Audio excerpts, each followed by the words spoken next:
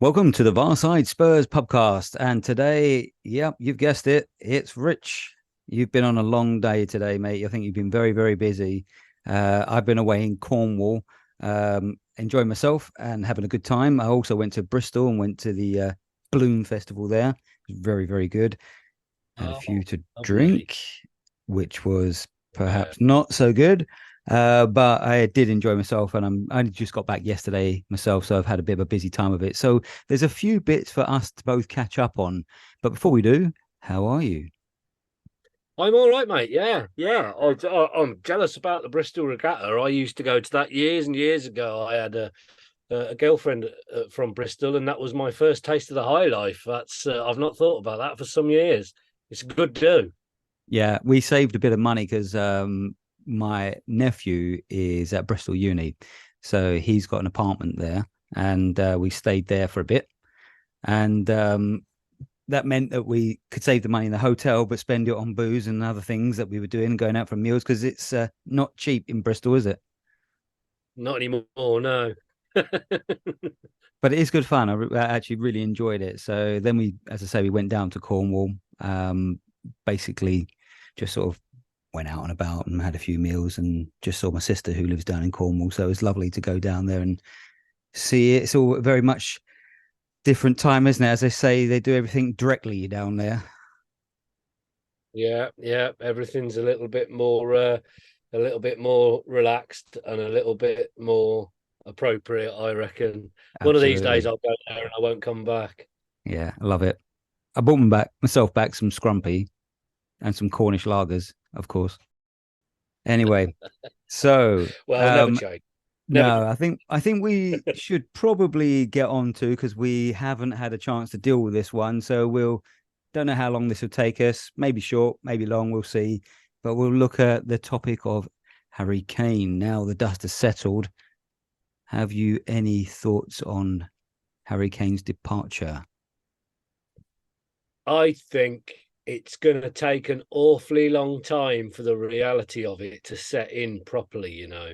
Hmm. Uh, uh, I um, I thought he was going to go, and I thought he was going to go, and I thought he was going to go, and then I got the sneaky feeling that he wasn't. And then, of course, when it actually finally did happen, it all happened, you know, quite quickly. These things tend to do when they finally come out. And so, you know, it was a bit of a done deal while I wasn't looking. And of course, you know, I'm not on Twitter anymore, so I don't, or you know, X or whatever it's called now. So I don't see the moment by moment, you know, trauma of the whole thing like everybody else does now. Hmm. And so it was kind of one of them things that, you know, I saw it when it was a news item and I went, oh, fucking hell, he's actually gone then. That close to the start of the season, it surprised me a little bit. But you know, I think Ange let the cat out of the bag a little bit in his press conference, didn't he? Said like we've been expecting it; it was always going to happen. Hmm. So you know, obviously, wasn't a surprise to them. And then I latterly caught up with all the fucking weird conspiracy, you know, Levy cancelling his plane and all this fucking nonsense that people were talking about. And so, um, you know, I don't think it's going to sink in for a long time. I've seen quite a few tweets on the internet about Kane going and it's not affecting them anymore and basically writing him off and unfollowing him and all these kind of things. And I think there's probably partly to do with, how fans are trying to process the whole thing. But I suspect, like you mentioned a little while ago, that it will catch up with people. And I think it is going to be something that's going to take a bit of time to get over and sink in because he's such a massive icon at our club, such a legend, such a loved player. And I know I've heard a few people speak about the fact that they thought that he's the sort of player that they perhaps wasn't quite warm to in the way of some other players. But whether he's a warm character or not, I don't really think that matters. I think he's such a huge figure at the club that it will just take a bit of time to get used to him not being part of the furniture anymore. It's a big gap, and I don't think that means we can't cope. I just think it means there's a big kind of void that needs to be filled with something else in terms of our, feeling about having someone else that we can kind of attribute those kind of that almost that sort of status to, perhaps. Yeah, I mean, there's been a lot of talk for many years about him being a generational player, and the first time that we've had a striker like this since Greaves or Lineker, and I think there's a part of it that is so big that it's really, really difficult to comprehend how big a gap he's left at the club, certainly at this short a period of time. Mm-hmm. Um, I mean, my thought process of it is probably informed a lot by the fact that I think he obviously wanted to go last year, and I don't think he wanted to be here at all the last season. And I wonder if there's a little bit of the last season that was him trying to, I don't know, repair some of his legacy, because there was a lot of anti-Kane sentiment last summer Mm-hmm. with the Gary Neville interview and the Manchester City thing. And I wonder whether or not him actually staying that year was partly because City didn't offer enough money, but also partly because, he really did burn an awful lot of bridges. And I, for one, never really got over the idea that he's decided he wants out of the club. And really, my thinking that he wasn't going to go this summer was based on the fact that it seemed to be a deal breaking down rather than any desire for him to remain. And so I guess if I'm being sort of self-congratulatory about it, I'd say that I've been preparing for this for a bit longer than some people. We saw it all with Gareth Bale. This whole idea that, and it was the same stuff that came up. Well, Gareth Bale's in the Spurs kit on the new FIFA. Gareth Bale's doing the photo shoots. They won't sell him now because he's in all of this stuff, and I remember thinking back in 2013 or whatever it was that it was all fatuous nonsense and they'd do what they wanted to do regardless of all of that. And so I never let it kid me that he was going to stay.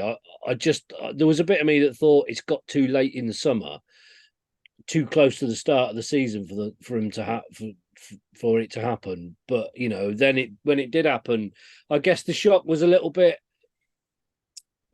I don't know. It sort of equated to something that wasn't football related. It's a little bit like, I'm not going to be sort of melodramatic and say it was like the death of a friend or something, but it was like losing somebody out of your life that was a character, whether it was somebody that you worked with, or it felt a little bit like leaving school. Do you know what I mean? Mm-hmm. Well, you know Yeah. what that was like. When you get to the end of the summer term and you think like, I might not see these people again, and suddenly afterwards you think, shit, I've gone.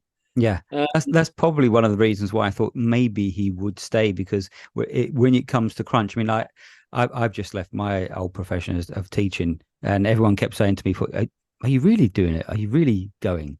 And I'm like, "Yeah, I am." But in the last weeks, I was looking around everywhere, and this sounds really soppy and silly, but I was looking around my environment and thinking, "This is the last time I'm going to do this." And there will be a last day that I actually turn up here, put this suit on, go in, do that. And as melodramatic as that sounds, that's been a long time in my life, like 23 years of my life doing that in the same place, and it meant a lot to me. And to make that change, I don't, a lot of people in my environment couldn't believe it. Part of me probably couldn't believe it. And I can sort of see what you're saying about Kane. He's been at the club for a long, long time, felt part, like, you think of Spurs, you think of Harry Kane. And so that wrench is significant. I think, I like what Ange said about the fact that we have to just allow fans to grieve in their own way. And I think the grieve is the right word, because there's lots of stages of that. And mm, sometimes it's anger, and mm. sometimes it's acceptance, sometimes it's denial. All those things I think will come into it. And of course it's not the same as actually losing someone you love, but it's something I think that it's to do with the club that we love, and Mm. a large person, a person that's a figurehead of that. And there have been some people who said, is Kane as big, if not bigger than the club? Well, probably not. but he is going to rank highly in the pantheon of the all-time greats of our club. We were lucky to see him, but it doesn't mean that it shouldn't hurt for him to go either. And I don't know how he feels about it. I think that goodbye video that he made, maybe I'm reading too much into it, but I thought there was emotional, you could see the emotion in his eyes, I thought, when he was saying, this isn't goodbye. You never know how things will turn out. I think his love for the club is such that I do feel that one day he will be back.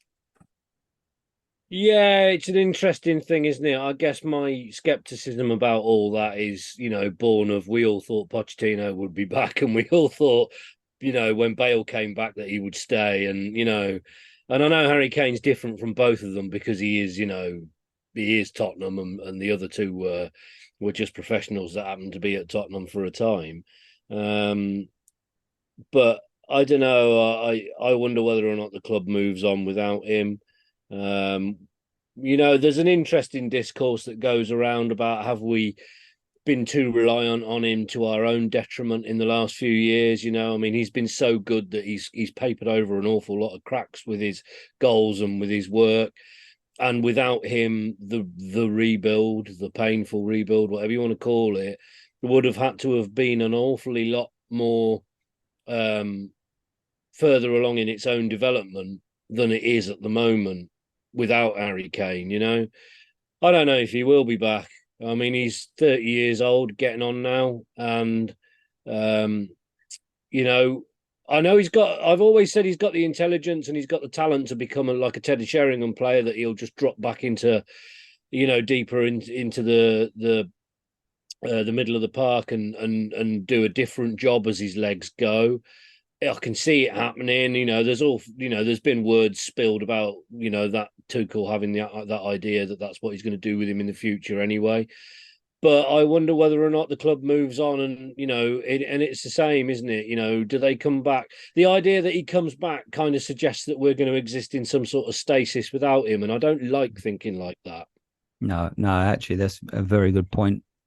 On the other side, I'm absolutely delighted that he didn't win the Super Cup on his first Yeah, on his yeah, debut. right. Yeah. So football discourse on Blue Sky hasn't really got going yet, which is, for those that don't know, is the alternative to Twitter that I've moved over to.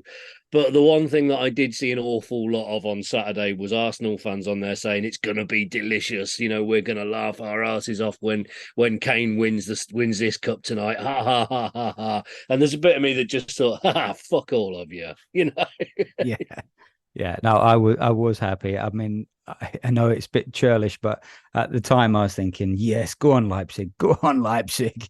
Yeah. Yeah. Just to be honest, it's not that I wish him, the worst of luck out there, and and not to win anything. Que sera. He's moved on now, and he deserves whatever he gets. But the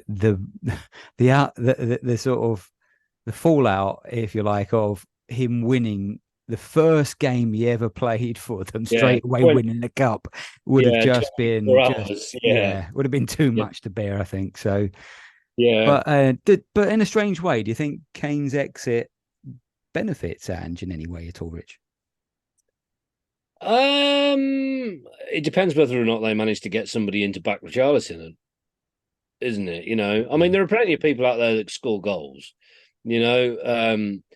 We're going to miss him. We've done some really, really good business in recruiting James Maddison, because I think the thing that had they have not filled that position, that was the most effective part of Kane's game for the last 2 years at the club, was that he dropped in the absence of Christian Eriksen and linked the front and the midfield really, really effectively. And I think had they not have recruited James Maddison, who I've always hated, and I think that's a great sign. I've always fucking despised him, and now he's ours. I love him, Yeah. and I think he's a really, really good bit of business without a massively overhyped price tag to weigh him down.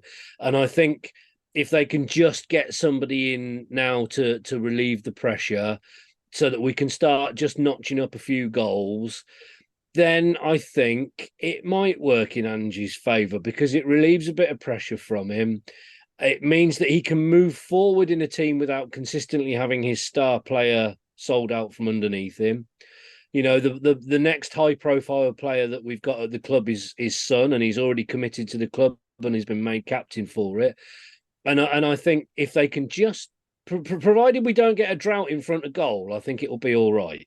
You know, But there was this narrative going around, wasn't there, that perhaps Harry Kane didn't quite fit Ange's system anyway. Do you buy that? I think Harry Kane will play in any system you put him in. To be honest, I don't really buy that in particular. Particularly, I do think that from what we've seen of Ange already, and from what we know about him setting up to be, progressive and attacking and moving the ball quickly and so on, I think as he aged, I think he might have struggled to carry on in the role that he was in. But, as we'll come to when we talk about the game, there were so many facets to Harry Kane's game that are really important for the whole functioning of the team that I think he would have benefited that side. I mean, I'm not fucking delusional enough to think that we'll be better without him. Mm-hmm. That's for sure. No. So does it change the mood around the club? Because I sort of notice, well, perhaps even in our conversations on WhatsApp, but also sometimes when you look at the socials, there seems to be still quite a split between, basically it's all going to hell in a handcart, or actually this is all going to be absolutely amazing. Is the Yeah, but mood around the club better, or I what do mean, you I don't feel? know. I won't be able to gauge that really until I get back to White Hart Lane, next month, because, like I say, I don't do Twitter anymore, and I haven't been on Facebook for years, so I can't really gauge the internet mood. I mean, I know we've spoken on this pod several times about it, and my opinion is always, you do get this dichotomous response. It's the nature of internet discourse, that you get these extremes developing in people's opinions and attitudes, and I don't think they really reflect the groundswell of opinion on either side of the camp. I think we're going to have a really good, fun season. I Mm-hmm. think we're going to spend a lot of the season going, God, if only Kane was here as well.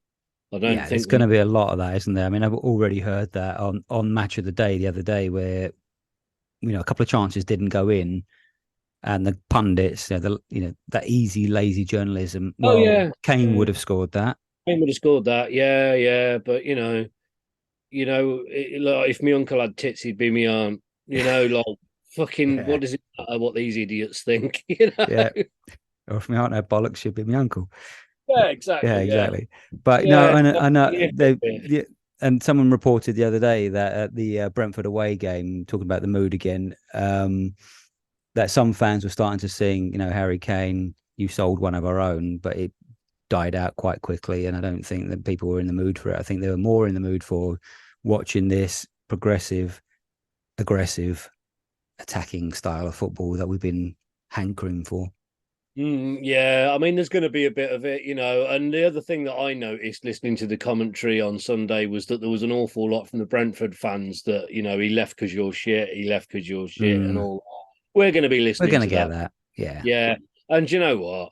Fuck it. Who cares? We do it to them. Yep. Like, it doesn't matter. But it's like I said I've been working with a Chelsea fan today. And he's one of the more rational of that breed. He can read and write and spell his own name and all sorts. Like, he really is an Blimey. except. Yeah, yeah, he's an exception in that crowd. And we were sort of talking about it and about the whole thing. Um, and like the point he made was that in fact, he was referring to the Martin Samuel thing that I know we shared a few days ago. That he Mm. said, what do you think of this? That none of this would have happened without Harry Kane. And when I initially read that, I was quite, yeah, he makes a lot of points. I can't disagree with it. But I've had a lot of time to mull over it. And I was talking to Lewis about it today, and I said, I think it's bollocks, actually, looking back on it.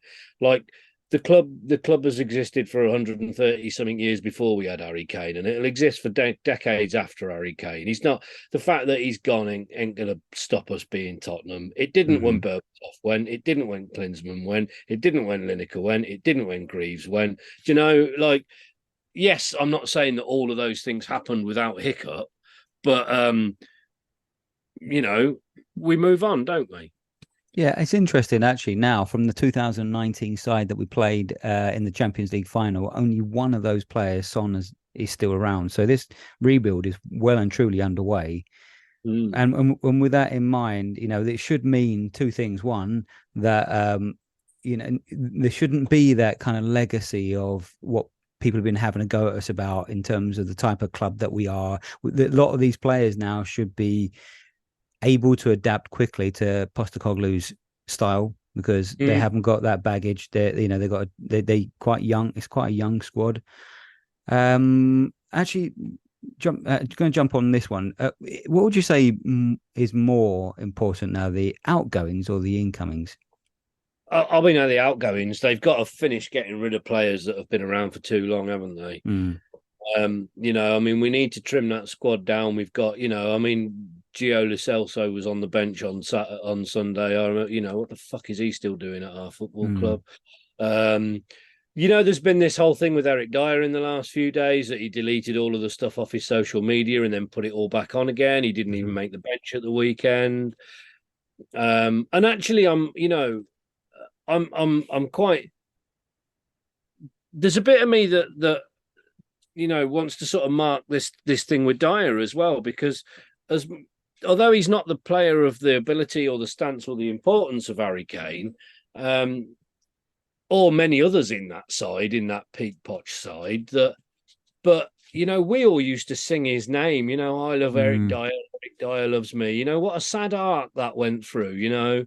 That any time he does anything on social media, he gets a barrage of abuse. And I'm not saying he hasn't turned in some bad performances, and I'm not saying his form hasn't dropped off, but what a terrible way for it to all end, because it was an integral part in that side when they were all young. Yeah. I mean, also it's horses for courses, isn't it? When you think about last year, how, I still probably think that Sanchez should move on, but since Postecoglou's come in, he's fitted much better. He looks like a player again, and Dyer looks like a cart horse, but under a different system. Like we saw with Sanchez, Dyer looked better under the other two managers, and Sanchez looked way out of his depth. Yeah, because the system didn't suit him. Now it seems to be the opposite way around, and so it probably maybe a salutary lesson there for us all, rather than just pile in on somebody who genuinely does have an affection for our club. Just all this just get out of my club type stuff as we want to do. I think we should perhaps be a bit more mindful of the fact that he's not a crap player. He probably just doesn't suit the system, and maybe a move might be the right thing. Rumor is he wants to stick around and see out his contract. I wouldn't be opposed to that. I don't know. I mean, without European football, there's going to be enough pressure on the 11, isn't there? I mean, is he really going to get chance to do anything? I mean, I think you're right about Sanchez. Although he is much improved, I think now is the time to sell him. Yeah. If you have a really unreliable car, the time you put it in the paper is when it works. Yeah, I had a car like that once, and I started it up, and then it rolled into the garage. Then I turned it off, gave him the keys, and handed it over. It's almost a bit like that, isn't it? Really. So I think I think because somebody might look at the last few games and go, "Oh yeah, there's a player there. Yeah, we'll have that." And I think that'd be a really good thing for everybody involved. Yeah. Should we get on with the analysis of the game now? So Brentford, our first game of the season, away at Brentford, 2-2. I think we probably would have taken that before, but interestingly, two defenders scored, Romero and Emerson. What do you make about how they played, almost in midfield? I really like the look of it. I mean, as we said before, I didn't watch any of the preseason games, and I've seen a lot of the the conversation that's come from people watching the preseason matches, oh, we look shaky in defence, we're going to leak a lot of goals, and obviously we let 2 in at the weekend, although they were pretty soft goals. The first one was the own goal was a wicked deflection, really. I mean, any other day, the keeper's got that. If he hadn't stuck his bloody foot out, it wouldn't have been a goal. And so, although we are going to ship goals, I was surprised. I actually thought we looked pretty good, even with Romero having to go off and be replaced with Sanchez. And Brentford is, they're a team that will punish you if you give them space. I mean, they were wasteful, but they were, but first game of the season. But I suspect they'll take a few big scalps this season at home. They're pretty formidable. Yeah, absolutely. I mean, they're a good, hungry side. They're turning their players over. They've got new players in. It's not it's not a gimme, is it? No.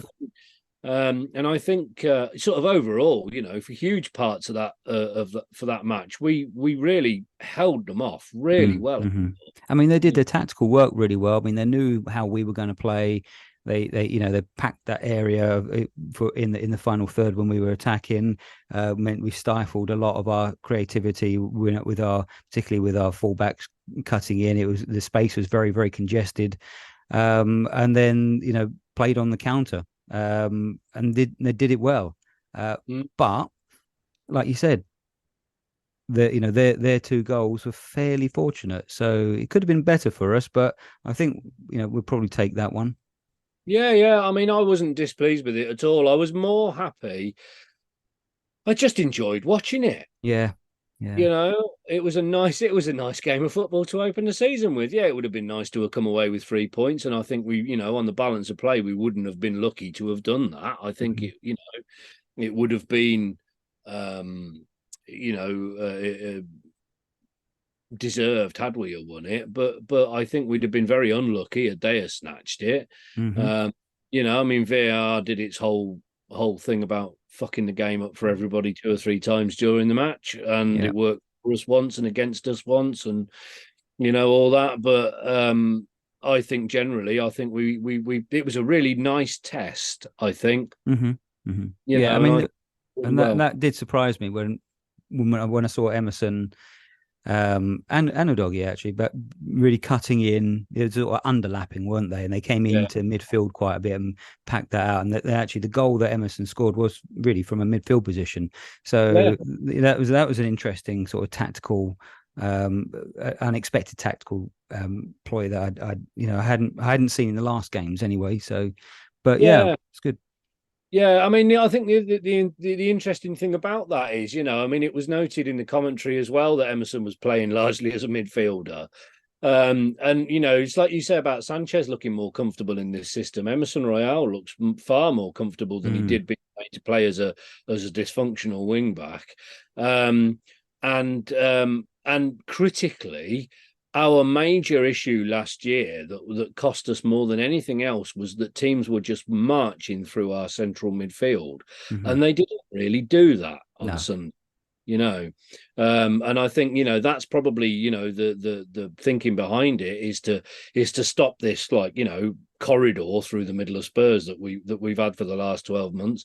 I think Bissouma played incredible. I think fantastic to see him really setting. That's the player we bought. He's a player transformed. Yeah, absolutely. So Romero scored, but he also took a couple of knocks actually, sort of one during that, I think, wasn't it, and one preceding that, and then Ange very promptly took him off, and at that point I was thinking, oh no, and of course then Sanchez come on. We just sort of talked about him dealing with that well, but.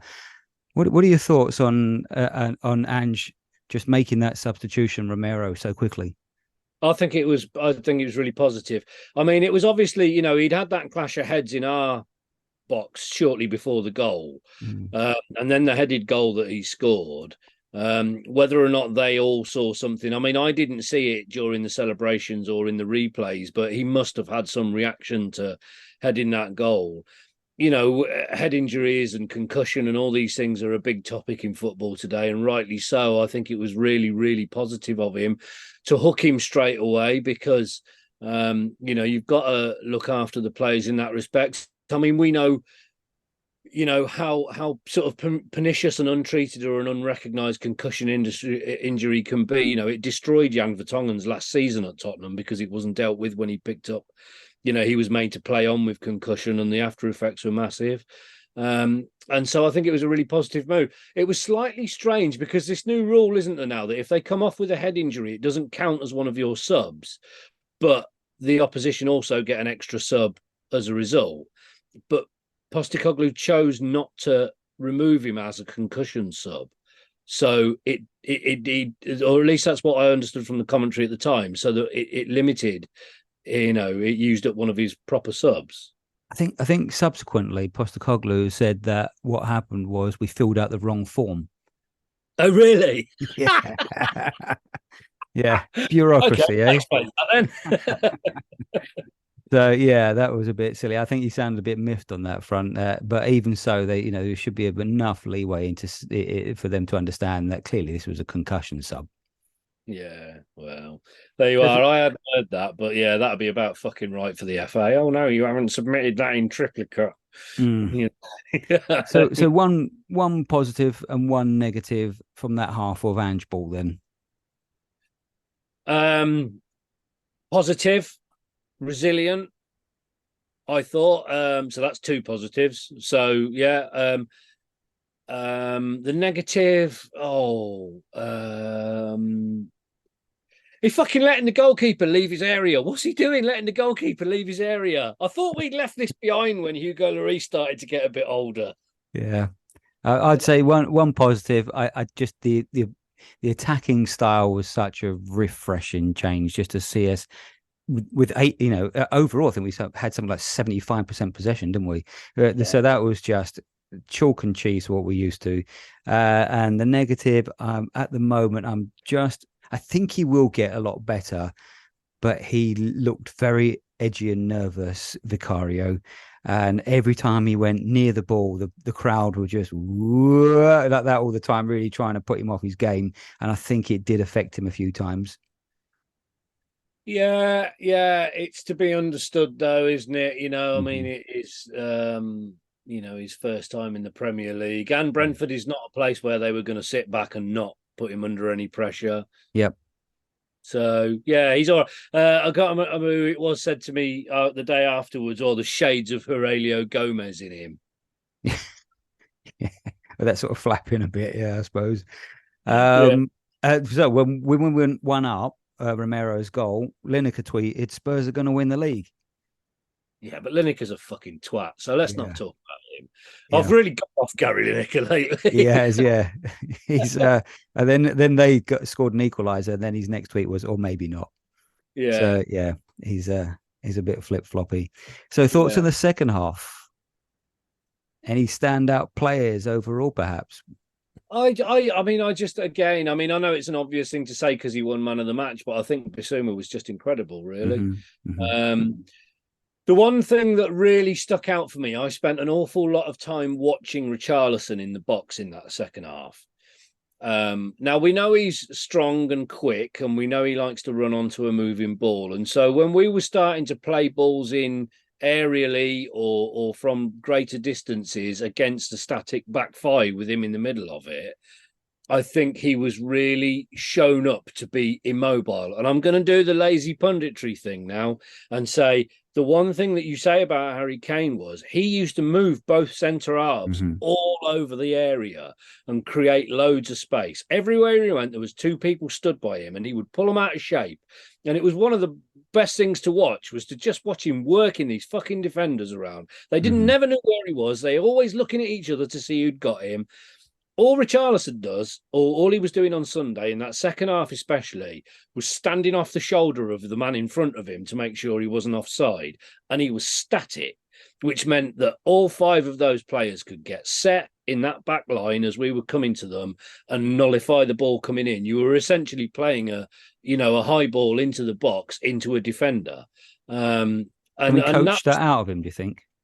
I think they're going to have to. I think if he's going to play in this centre forward role, and I know he's got the talent and he's got the ability, and you know, we haven't spent 60 million quid on him because he's an up and coming guy. It's because he's he's an international footballer. Hmm. Um, and I can't imagine that they won't be identifying that already. I think that it's vital that they do something about it quickly because it's affecting Son's ability to move in the box as well. Hmm. Yeah, no, good point. And also, just thinking about, I think I remember you sending a message to the group actually about the team overall just looking a bit flat-footed. Was that you? I can't remember now. I don't know. I mean, it's not something that I remember noticing. I mean, I think they got leggy quite early, didn't Yeah, they? yeah, yeah. About And I 70 wonder, minutes, wasn't it? yeah, and I wonder if that's a factor of it being so early in the season. But then, as I've read over the summer, Postecoglou always ends up using a lot of subs because he wears his players out. So Hmm.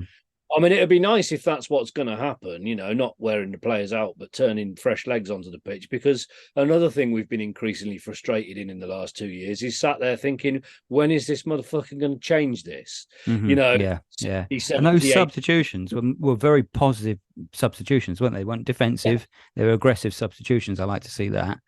yeah, yeah, For me, actually, I couldn't disagree about Basuma. Clearly, was man of the match, but also it was just so great to see Maddison. A couple of things here. One, Maddison before the game and after the game talking about just standing up to be counted. In other words, happy to take on the number 10 shirt, understands now that he's going to play this big role in the team, happy to do it, happy to, to be brave about that, looking forward to that challenge. And I think we saw that. I think in the game, he was aggressive, he was brave, the cross, the free kick he put in for Romero to score was just pinpoint. So much that he did, I'm so excited about. I think, when you think about it, when we get Bentancur back, that's going to be mm, some midfield. yeah, yeah. Oddly enough, this Chelsea fan I was talking to today said exactly that. He said, when because he said to me, he said, what's the deal with Bentancur? And I said, well, the last thing I saw from the club is that he's training again now. Mm-hmm. I mean, these injuries can take a whole year, even after he gets match fit, to really get over. But potentially, yeah, that midfield with those three in it, because I mean, Bissouma is showing the player that we've bought. We all know what Bentancur can do. I mean, he's taking on that mantle of what we used to call Dembele when he played for us, which was that he's a Rolls Royce of a footballer. And I'm massively excited. But I totally agree about Maddison. I think he's got the personality to take on that, hasn't Yeah, he? yeah, that's the word I think I was looking for. Yeah, he definitely has character, resilience, personality. He's got the lot, isn't he? Yeah. He's very assured in himself. Yeah, he's come to London to be Billy Big Bollocks, and we've just Yeah, given him the stage to do it. yeah, go for it, man.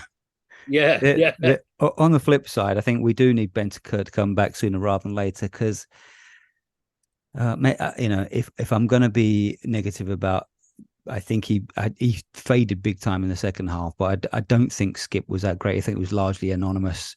For Yeah. me, feels like he's going to be a player that will be great to have around the squad, but probably ultimately not a first team player. Well, yeah. I mean, I think it's very positive that he's getting in ahead of Højbjerg, even if I Mm, don't even know if Højbjerg's still at the fucking club because every time I see it's something about him going to Atletico Madrid, and thanks for the memories. Off you go. yeah, I think it's good that he's playing ahead of him because I think he's a far better player than Højbjerg. I did think he was caught out a bit. He got an early yellow card, I think, Skip. And I think that really affected him. I think he was off the pace a little bit. I know they're not like for like players, but I would have liked to have seen him come off earlier for Sarr because I think yeah. he will be a much more important player. So our captain divided opinion. Well, most people thought he had a poor game. I think I was one of the only ones that thought he was played all right. and had a fairly decent game. But what were your thoughts on Son overall and his Well, contribution? I think I think two things. The first thing I think is, we've had a Pochettino swear jar. I Mm, think we're going to have a Harry Kane swear jar as well, aren't we? yeah. Because I'm about to mention him again. Um, but I think Son is going to have to play a very different game without Harry Kane in the team, because Son runs onto things. I mean, the thing is, Son was perfect for Jose Mourinho, and he was pretty well suited to Conte as well, because they both played on the break, and he likes to run onto a moving ball into space and beat a man and be on goal. Hmm. Now he's playing in a whole team that is far further forward. There's far less space for him to move. He's not running onto balls that are being played in front of him.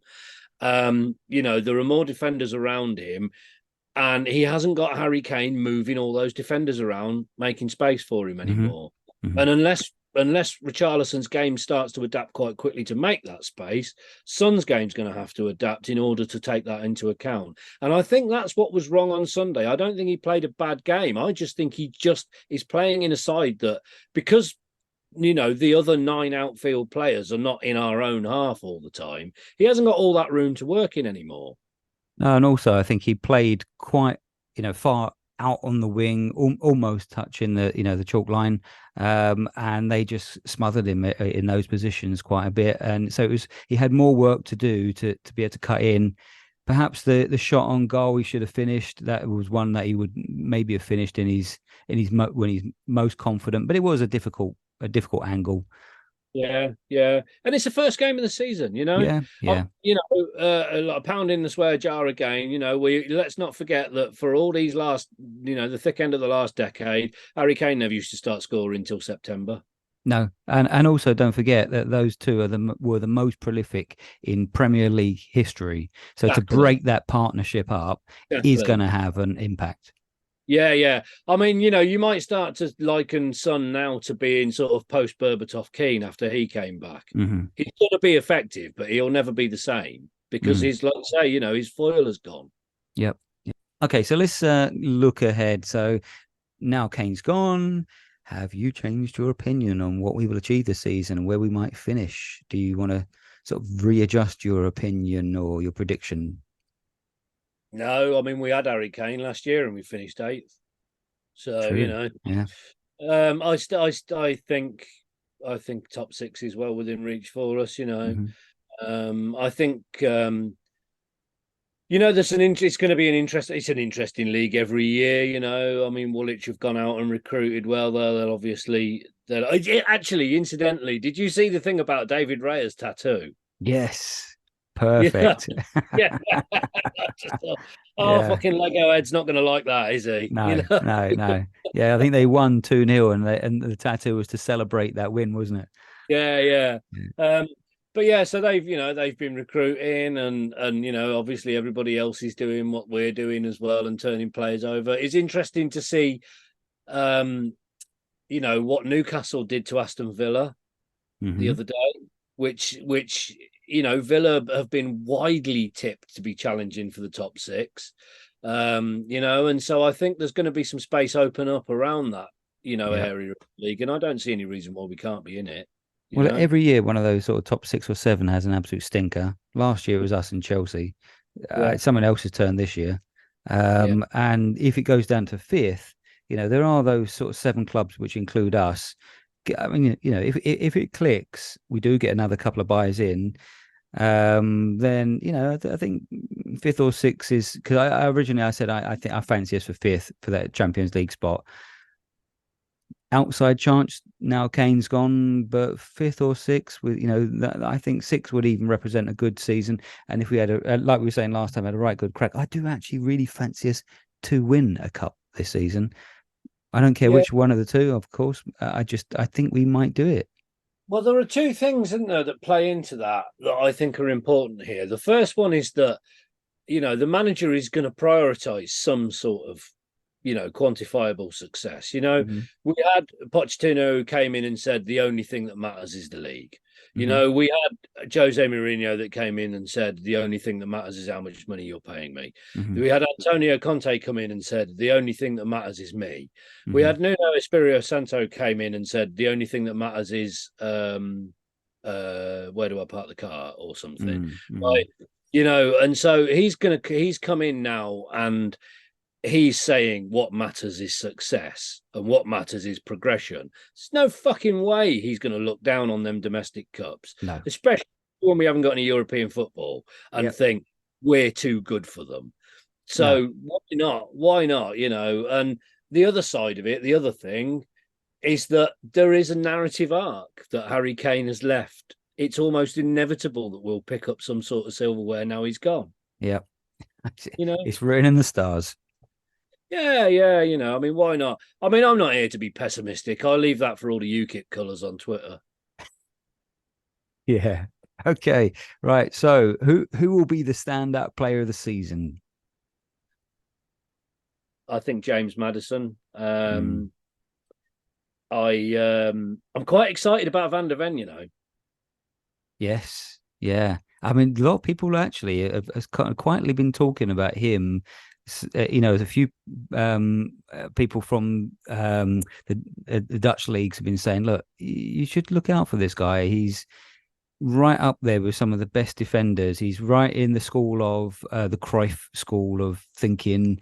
He's as good as Vertonghen, if you know, and a lot of those top defenders. I think he could be a little Yeah. you know a real find. I think. Yeah, I think so. I mean, he showed some good signs on Sunday, considering that, you know, he only arrived at the club, what, you know, how long before, you know, and he was pretty much thrown straight in. Hmm. I think he played pretty well, you know, regardless of that, but especially considering that. And I think he's an interesting player. He seems to have got all of the attributes. He's mobile.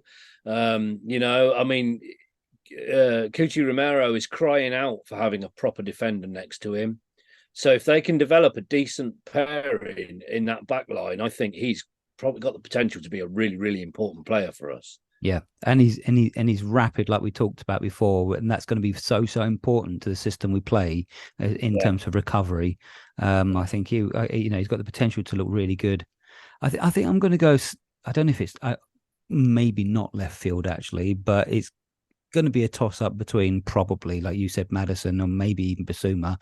But I'm going to say maybe the player of the season could be Udogie. That's not a bad shout. I mean, that is a lot of player, isn't it? Yeah, yeah. He looked. He just has fitted straight in. Never thought Yeah. that would be the case. I mean, the talk of him coming, a few people from who'd watched him in Italy, like pundits from that area, had said, "Good player, but I think it's going to take him a lot of time to settle in, and he's a bit inexperienced, and da da da da. You know, he doesn't normally play this system. Normally plays a wing back position, and he has just looked like he's got a cigar on. You know, he's just come straight in, picked it Yeah. up straight away. Looks calm. He looks strong. He looks, you know, I mean, he looks like value wise 5 times the amount that we paid for him. Yeah. Yeah. It's funny how we're getting excited about defenders, isn't it? Yeah. Yeah, that's true. But they are, but they're not the boring type of defenders, are they? They're progressive. That they're, you know, they're very sort of skillful type players, and you know, all players can be exciting, especially if they, you know, contribute to the overall attacking philosophy. Mm. Yeah, yeah, completely. And they are positions that we've desperately needed to improve on for a long Mm. time. So, you know, I mean, it is good business by the club, and yeah, I'm really excited for the next couple of months. You know, it's going to be a bit clown showy sometimes because they're all learning. You know, but He said fucking that let's bring. himself, didn't he? And he just said, you know, buckle up because there will be, you know, will be some ups and downs, but eventually, when I have built the team that I want to build, you know, beware.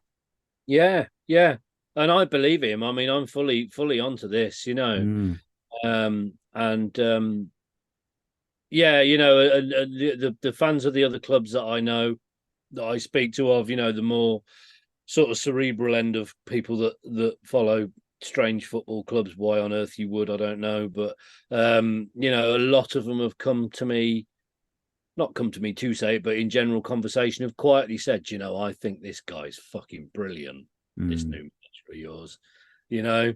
So yeah, I'm just looking forward to fucking December when they sack him. No. Yeah, I mean the language barrier, I think, is one of these things that I think has helped him. But also, he's got this kind of avuncular way about him. He's got a really good sense of humor, and immediately you can hear the ones that are interviewing him are giggling along with him.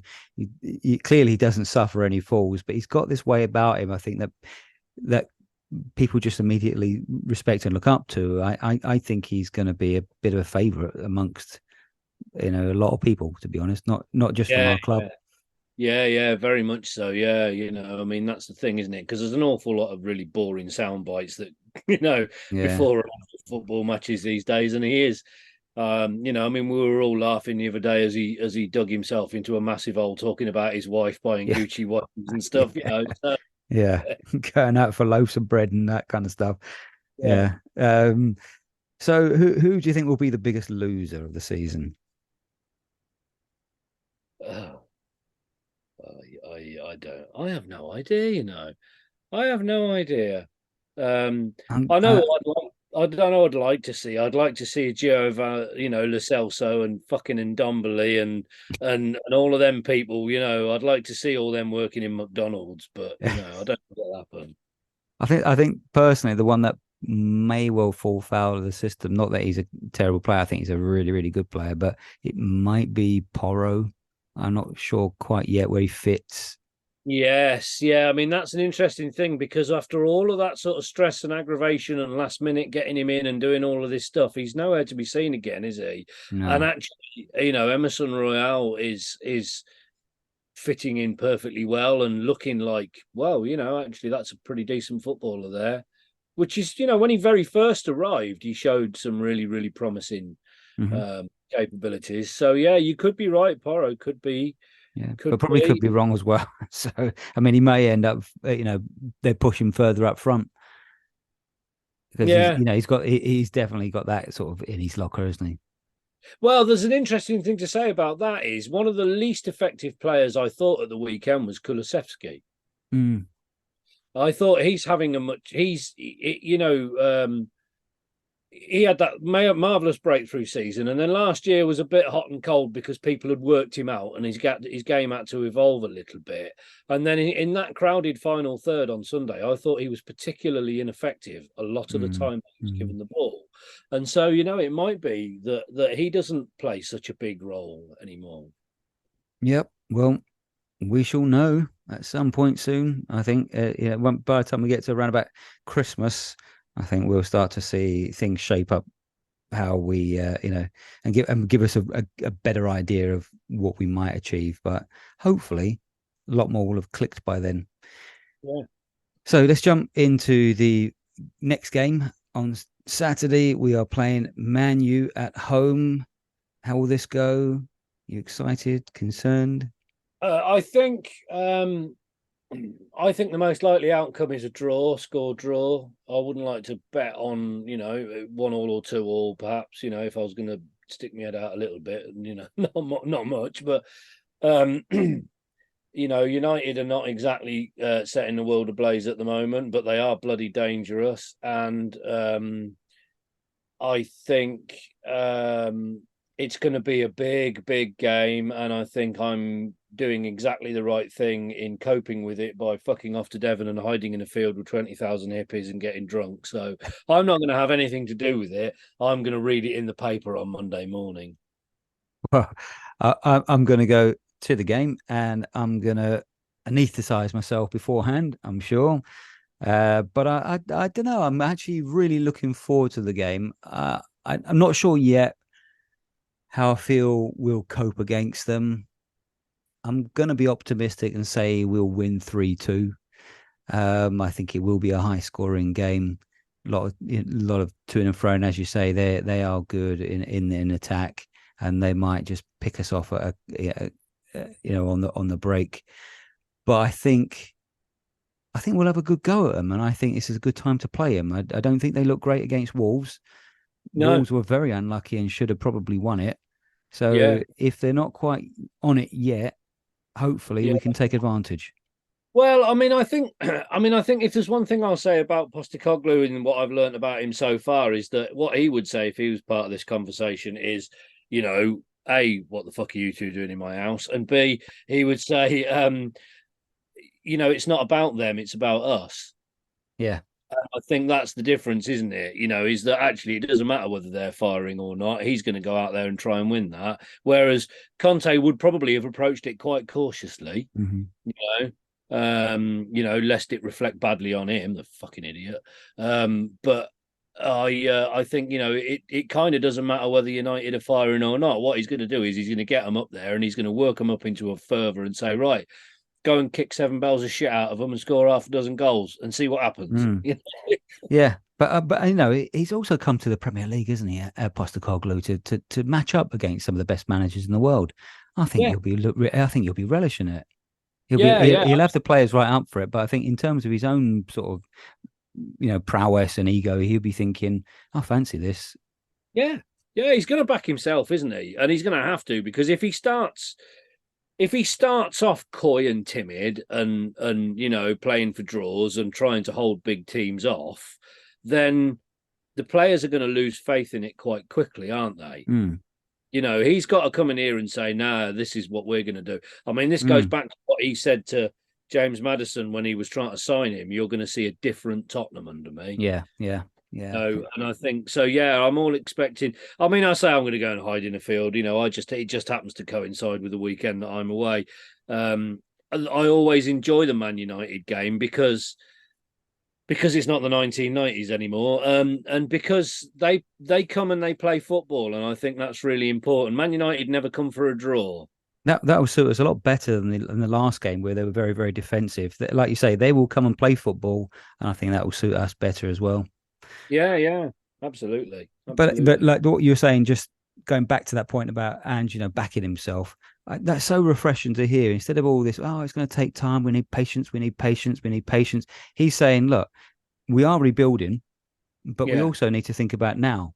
And yeah, I want you to understand that basically we back ourselves. We think that we can do this. We're going to have a go. We are going to build a team that's going to be frightening for everybody. We think we can win. There's no reason why we can't win. He's talking in those terms all the time, which is hopefully then going to be sort of a self-fulfilling prophecy. Instead of mm, talking us down and saying what we don't have and what we still need and what we like the other managers, he's talking us up all the time, and every conversation. I said this last pod. Every conversation, even now, he still keeps repeating this massive club, this big club, yeah, deserves trophies. He keeps saying that, and I think he's trying, hopefully, for that to sink into the players' psyche as well. If he talks mm, about it in the media, and they're listening as well, he's probably saying the same thing to them, repeating it in the media. This is a massive club. This is a big club. We are one of the elite. You should think about of us in that way, and us to act accordingly. yeah, yeah. I completely agree, and I think that's as important at the moment as any tactical tweaking. Mm, Uh, as any nuanced system development, I think it's as important as any of it, because I think the thing that has been lacking is belief. The last guy clearly didn't fancy the fucking job. He clearly wasn't up to it. He was only up to it at Chelsea with £500 million worth of players and no mm. European football. So And then it went to shit the second season. exactly, because everybody worked it out. I Mm, mean, I remember watching a video that had been made when he'd only just took us over. I think we'd just been away at Everton and drew. And there was a video made and put up on YouTube of how you stop the Conti system playing. And I watched it and thought, it can't be that simple. And then over the next 18 months, you realise, yeah, shit, that really is all you have to do to stop that yeah. team playing, because everybody else did exactly that to us. Yep. And so I think this guy coming in and doing that and saying, yeah, fuck it, let's go and have a go at these people. Let's, Yeah. That's, I mean, like, I don't want to be all sort of, DNA of the club about it, but, you go back to what Danny Blanchflower said about going out there and trying to beat the opposition and not bore them to death. Mm-hmm. But what I like about him in terms of his leadership style as well is he not only takes responsibility for the good things that are happening, because that's by design, but he's also taking responsibility for the not so good things happening, and not laying that at the door of his players like the previous manager, saying, look, this is still my fault.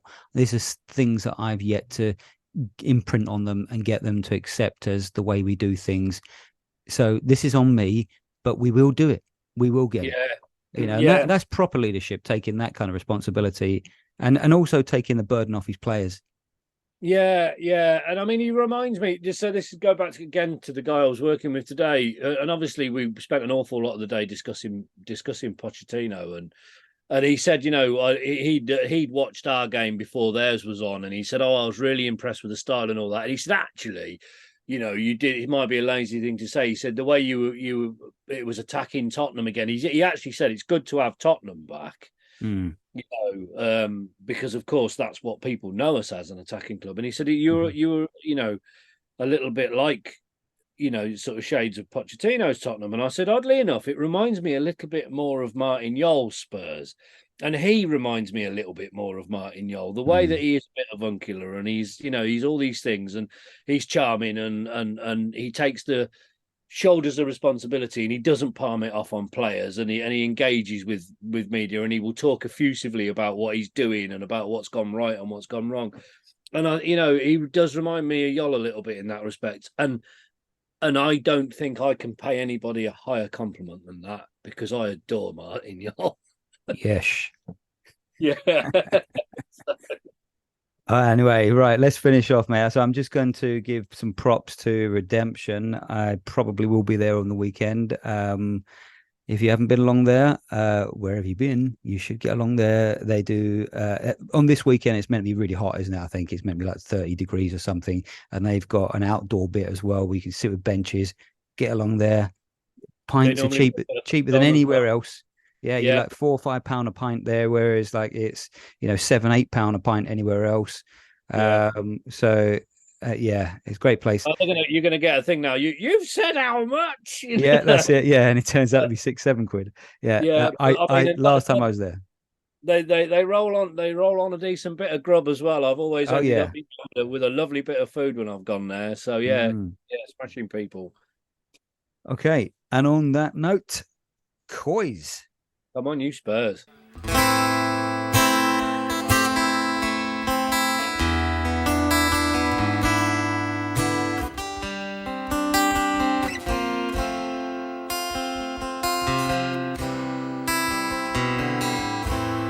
Ange,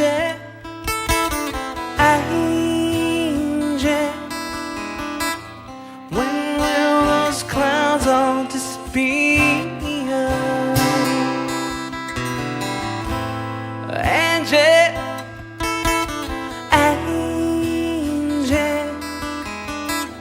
Where will it lead us from here?